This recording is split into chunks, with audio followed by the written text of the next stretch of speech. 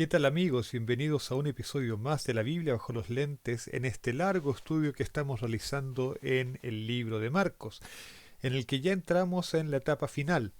Vamos a estudiar este día el capítulo 14 entre los versículos 27 y 42.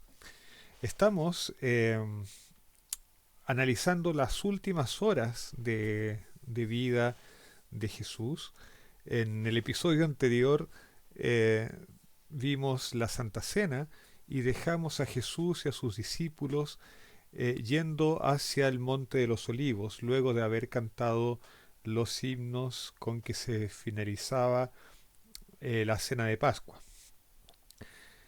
Hoy día entonces vamos a ver qué sucede en el Monte de los Olivos. Entonces vamos a comenzar nuestra lectura con el versículo 27 del capítulo 14 de Marcos, que dice así, estoy leyendo la Reina Valera 1960.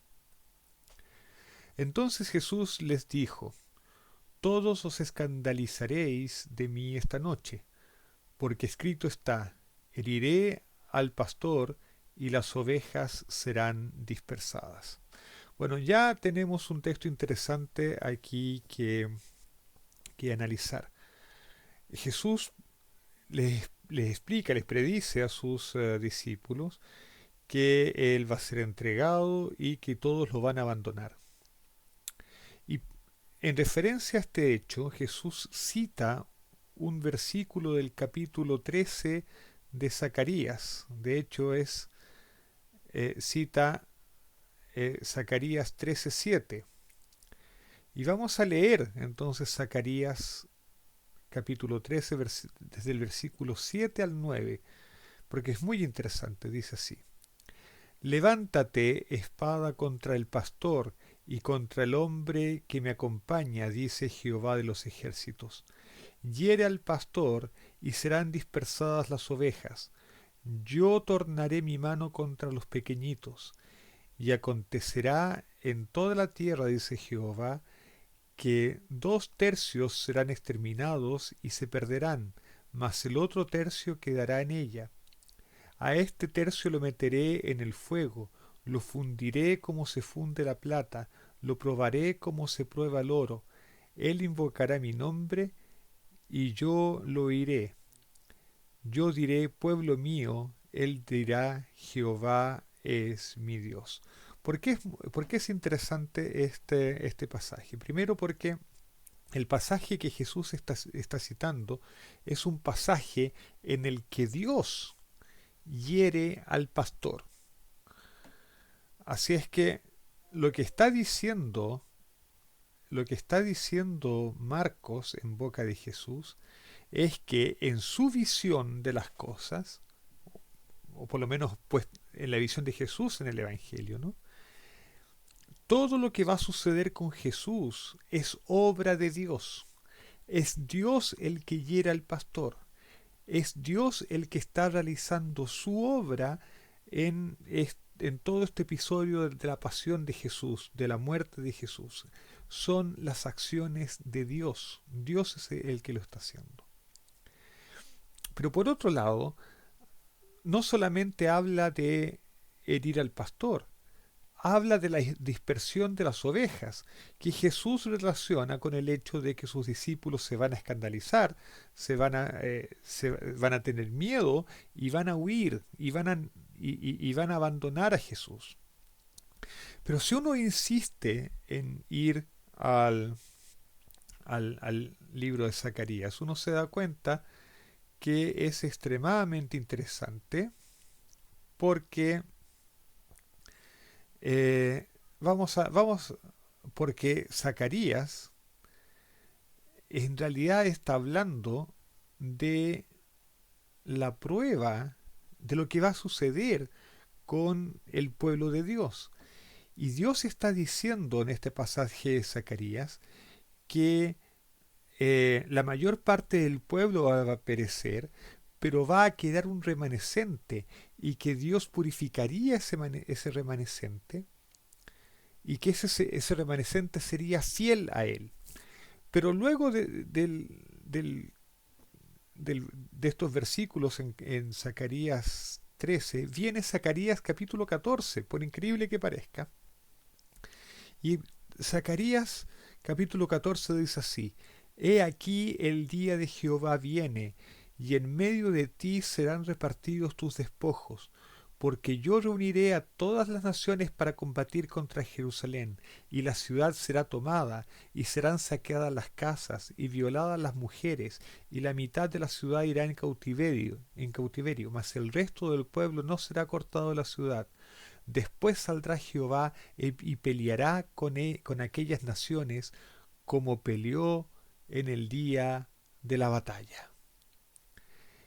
Y se afirmarán sus pies en aquel día sobre el monte de los olivos, que está enfrente de Jerusalén al oriente, y el monte de los olivos se partirá por en medio hacia el oriente y hacia el occidente, haciendo un valle muy grande, y la mitad del monte se apartará hacia el norte y la otra mitad hacia el sur.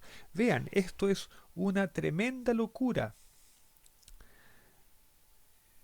Jesús está citando pasajes del libro de Zacarías en que no solamente se habla de un pastor herido, sino que se habla de eh,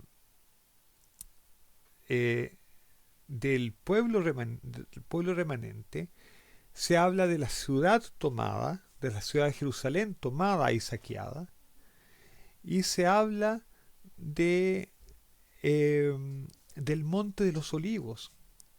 Y esto está todo en el contexto en el que eh, en el que Jesús está viviendo históricamente. Eh,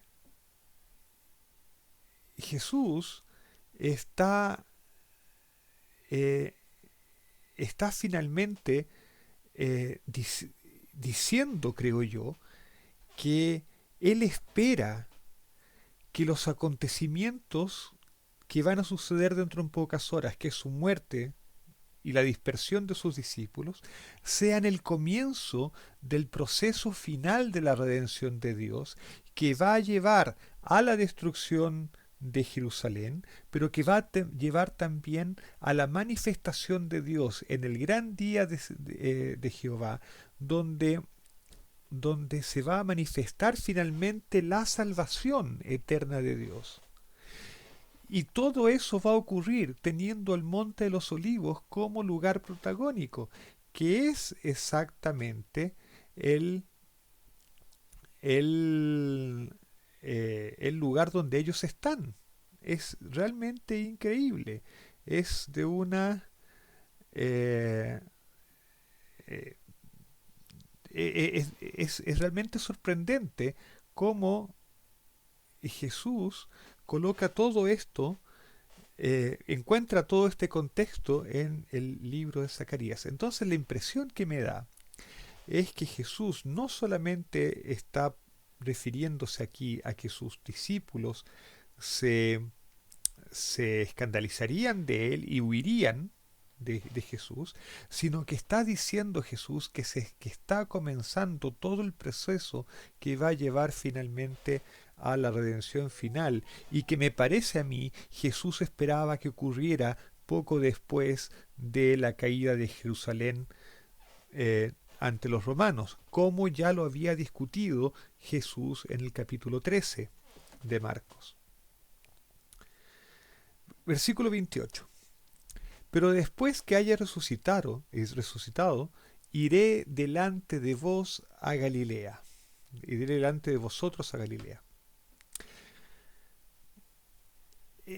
Uno se pregunta, ¿por qué Galilea?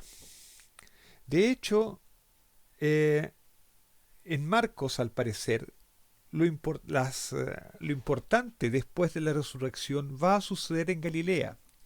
Con esto concuerdan Mateo y concuerda el Evangelio de Juan. Pero Lucas es diferente. Lucas coloca las apariciones de Jesús después de la resurrección en Jerusalén, o en las cercanías de Jerusalén, en Emaús, por ejemplo. En eso Lucas es distinto.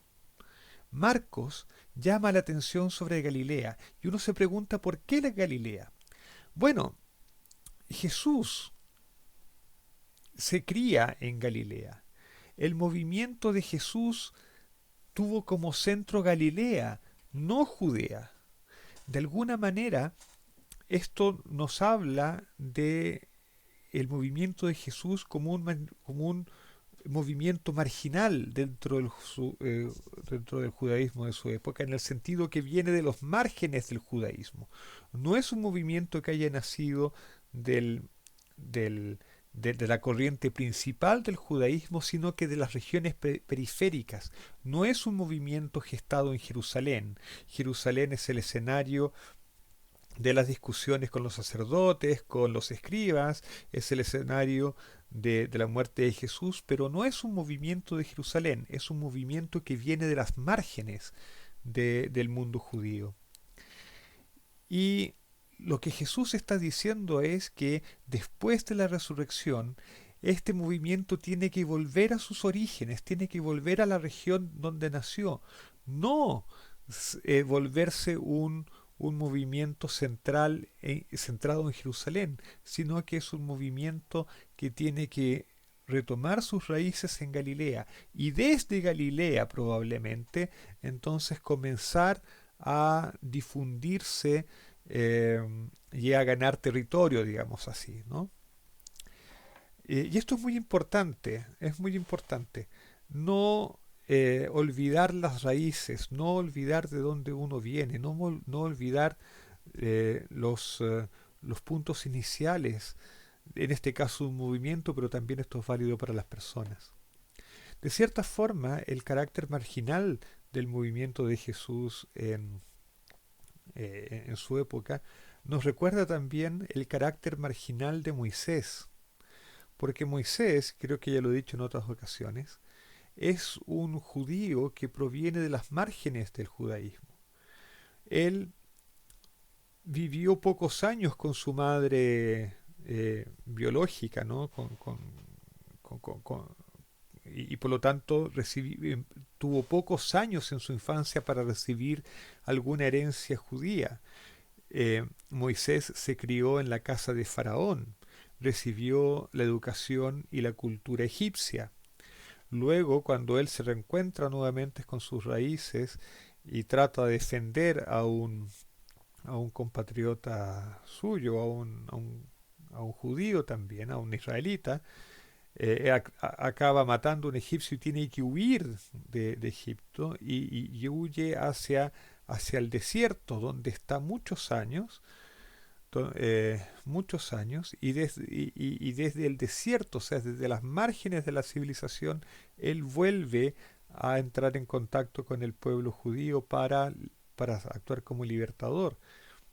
Pero probablemente Moisés incluso hablaba mal el hebreo, porque él hablaba mejor el egipcio y durante muchos años estuvo en tierras de Midian y hablaba la lengua local seguramente, pero no el hebreo.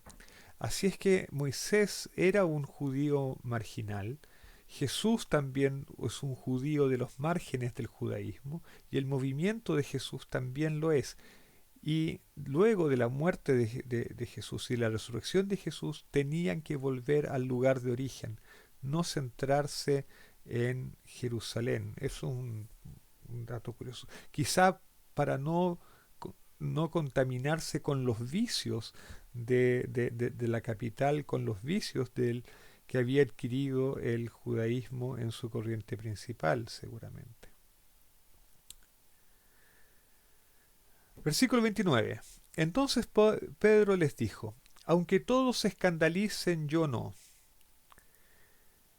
Y le dijo Jesús, de cierto te digo que tú, hoy en esta noche, antes que el gallo haya cantado 2 veces, me negarás 3. Y esto es una cosa importante. Pedro, y esto es muy sabido, muy comentado, lo hemos escuchado desde siempre, Pedro tiene una mejor opinión de sí mismo que lo que la realidad mostró ser verdad. Pedro tenía la sincera convicción de que él defendería a su maestro, tenía la determinación de hacerlo. Pero nosotros no sabemos de qué somos capaces cuando nos invade el miedo.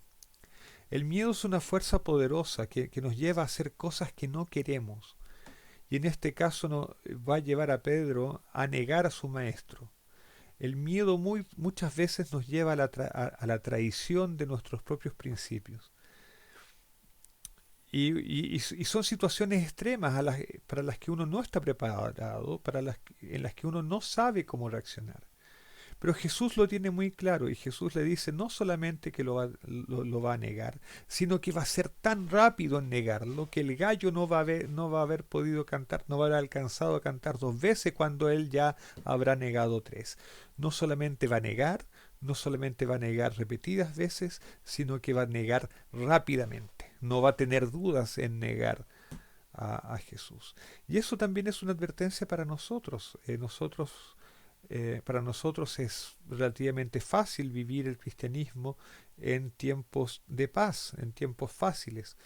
Pero ¿cómo reaccionaremos en tiempos difíciles? ¿Cómo reaccionamos en tiempos en que los propios valores en los que nosotros creemos se se tornan minoritarios y más aún se tornan despreciados por la mayoría y por lo tanto defender esos valores puede resultar en perjuicio nuestro o en perjuicio para nuestra posición social o lo que sea? Son preguntas que debemos considerar. Pero sigamos adelante, hoy día tenemos mucho que revisar. Más versículo 31. Más él con mayor insistencia decía, si me fuere necesario morir contigo no te negaré. También todos decían lo mismo. Todos se llenaron de confianza de que iban a defender al maestro. Y sin embargo, Jesús les había dicho que todos se escandalizarían y fue así como sucedió. Versículo 32. Vinieron pues a un lugar que se llama Getsemani, entre paréntesis Getsemani o Getsemani, Getsemaní en castellano, significa eh, molino de aceite. Es el lugar donde se muele las aceitunas para obtener aceite. Y dijo, perdón, y esto es muy apropiado porque primero, de alguna manera Jesús fue molido, ¿no? Simbólicamente y hasta extraer su sangre, ¿no? Y es simbólico que el comienzo de todo esto fuera Getsemaní, el molino de aceite. Pero bien, eso es una metáfora. Y dijo a sus discípulos, sentados aquí, entre tanto que yo oro. Versículo 33. Y tomó consigo a Pedro, a Jacobo y a Juan, es decir, al mismo grupo íntimo de siempre, a los sospechosos de siempre. Y comenzó a entristecerse y a angustiarse. Y aquí nosotros, bueno, vamos a leer el versículo 34. Y les dijo, mi alma está muy triste hasta la muerte, quedaos aquí y velad. Aquí nosotros vemos a Jesús angustiado. Se nos acaba este Jesús que es capaz de enfrentar a los saduceos, que da vuelta a la mesa de los cambistas en el templo. Vemos a un Jesús con miedo, a un Jesús angustiado, a un Jesús triste, al borde de la depresión, diríamos nosotros. Y a pesar de que es cierto de que sin alegría no es posible servir completamente a Dios, también es cierto que la tristeza es una realidad en este mundo y, y muchas veces somos invadidos por ella. También muchas veces se culpa al cristiano por sentirse triste e incluso se piensa que la depresión es una falta de confianza en Dios. Y nosotros vemos aquí a Jesús que confía en Dios y por eso va a orar. mantiene su relación con Dios, pero al mismo tiempo está triste y está deprimido y está angustiado porque sabe que lo que va a enfrentar está al límite de sus fuerzas, lo va a exigir hasta el máximo y él no quiere pasar por eso. Eh, y a veces nosotros debemos contemplar a este Jesús angustiado, pero al mismo tiempo aferrado a Dios, para que sirva de modelo para nosotros también, que muchas veces tenemos que en este mundo. Eh, y que a pesar de la angustia y a pesar de no ver a Dios, debemos aferrarnos a Él y debemos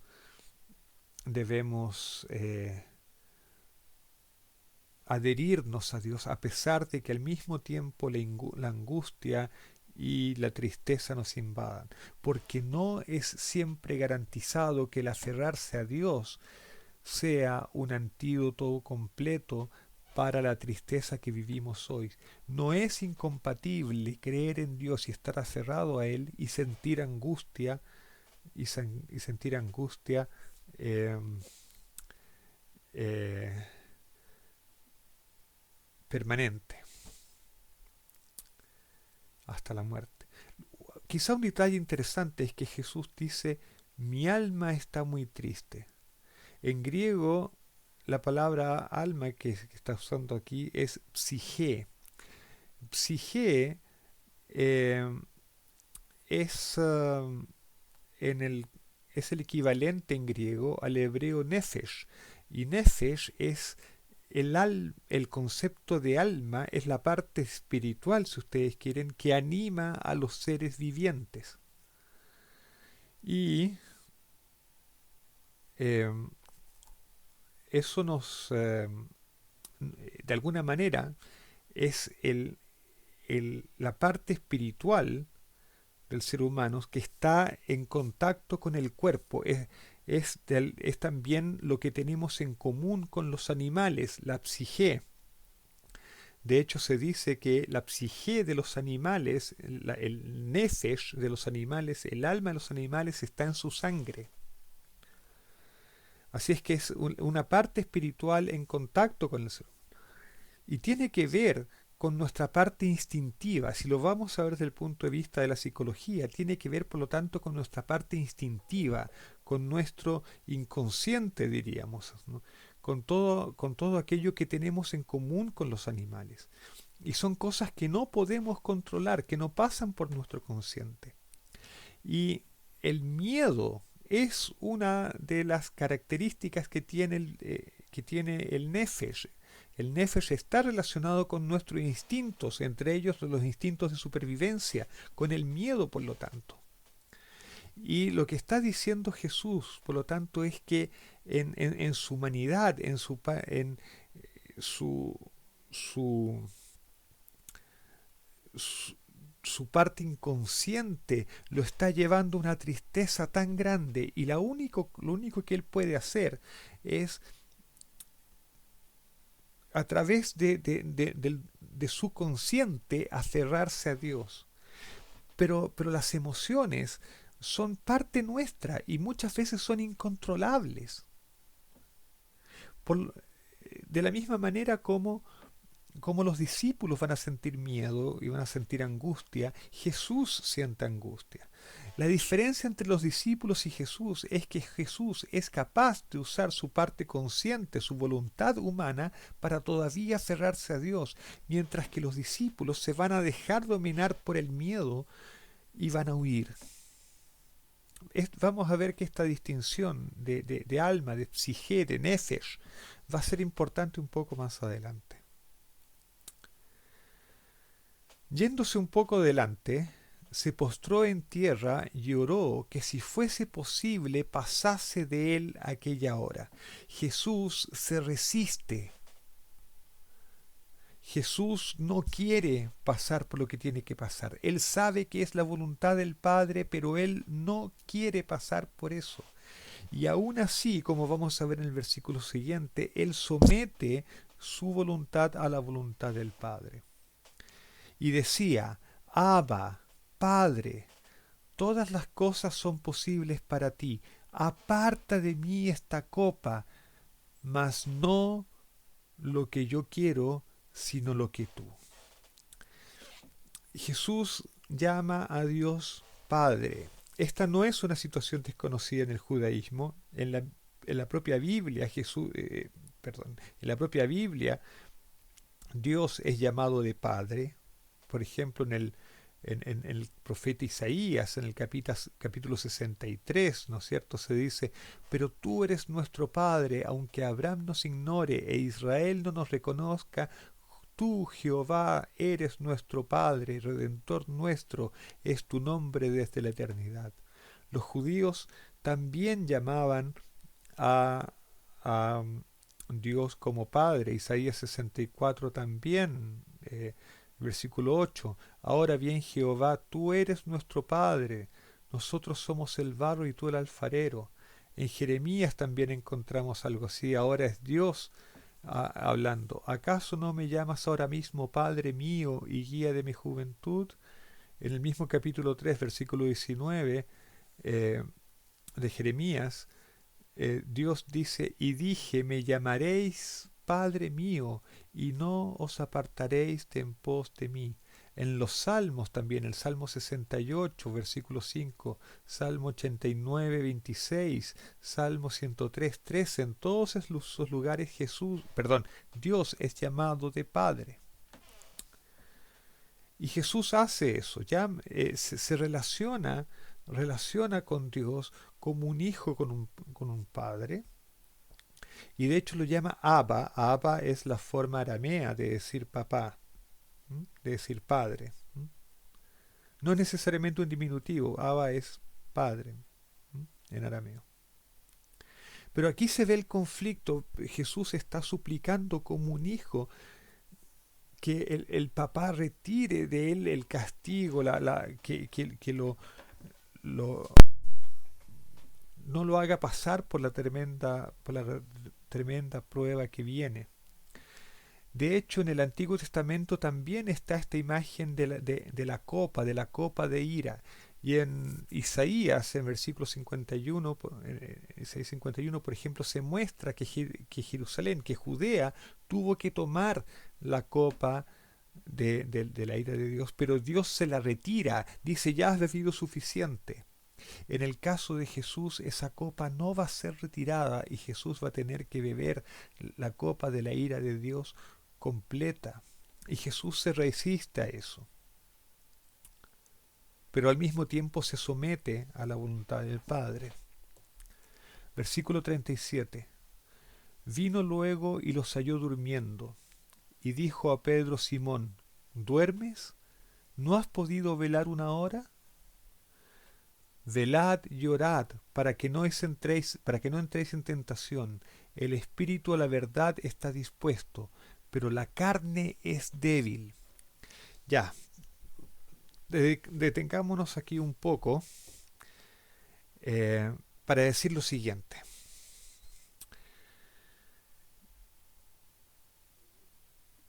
Jesús dejó a sus amigos velando y orando.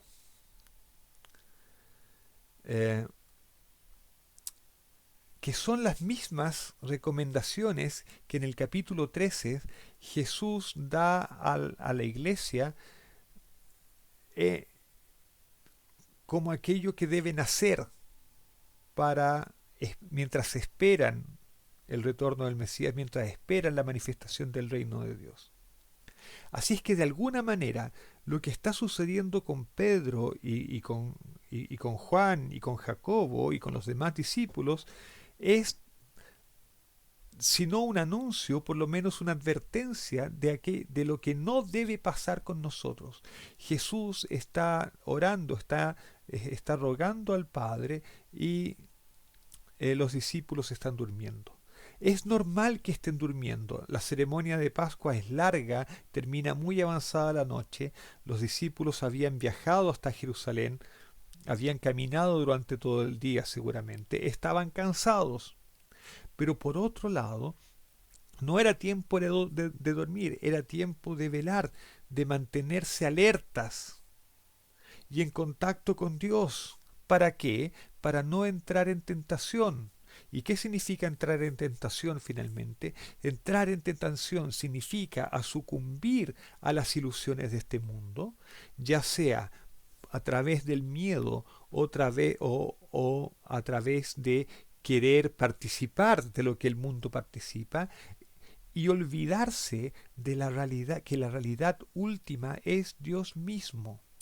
Ahora vean lo siguiente. Vean lo que dice Jesús aquí. El espíritu a la verdad está dispuesto. La palabra que usa aquí para espíritu es pneuma, pneuma, que equivale al hebreo neshama. ¿Qué es la neshama? En la psicología judaica, la neshama es la parte superior del alma. Si tú quieres que está en contacto con Dios mismo, es la parte de la realidad espiritual a través de la cual Dios se comunica con el ser humano.